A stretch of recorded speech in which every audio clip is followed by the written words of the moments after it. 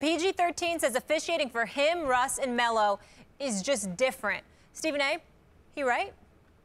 I think to some degree he is, because there's a level of aggression that they show, and they're not the 260-pound locomotive that LeBron James is. Paul George is tall, has a slight frame, very strong. Russell Westbrook is incredibly strong, but also lean and mean. They attack the basket with fervor. They hit a lot more than referees give them credit for. There's no doubt about that. But I also would say this, even though I do agree with Paul George somewhat, and it was nice seeing him during All-Star Weekend, I will tell you I don't like him complaining about this, and here's why. I think it's about that time that a Russell Westbrook, a Paul George, and Carmelo Anthony recognize that unfortunately, there's a level of respect, dare I say, that they have to earn. The fact of the matter is that you see these other stars getting these calls, complaining about it ain't going to be good enough. Officials and everybody else need to see you do something about it, and in spite of it. This is a team that's 35-27. You're 8 games over 500. With a big three like that, more was expected. So thus far this season, they've somewhat underachieved.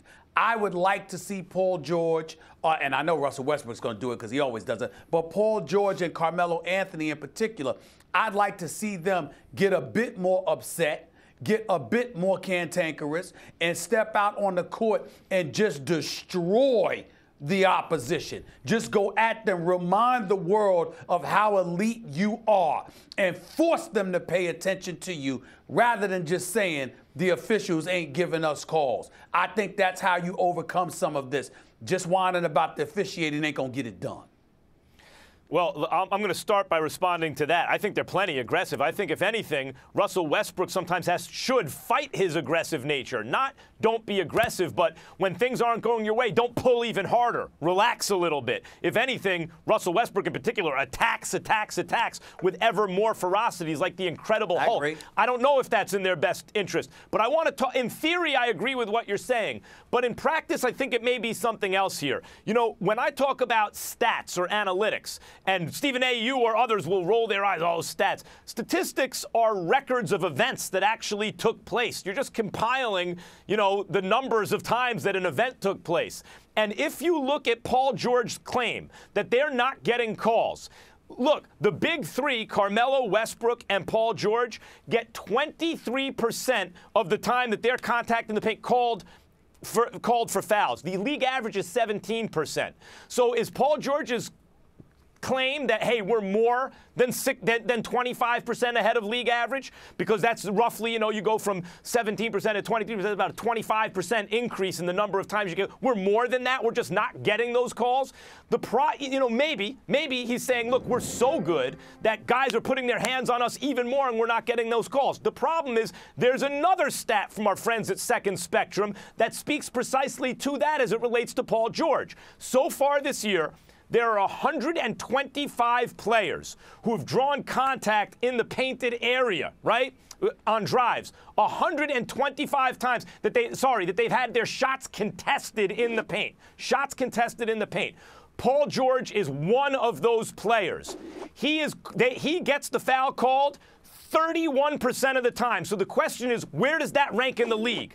Stephen A., I am here to tell you it is number 1 in the NBA. Very tough for Paul George to argue that he's not getting calls, or he should be getting even more calls, because relative to everyone else, he gets the most calls. Unless his argument is he's naturally better at drawing contact in the paint than everyone else in the league, because he's number 1.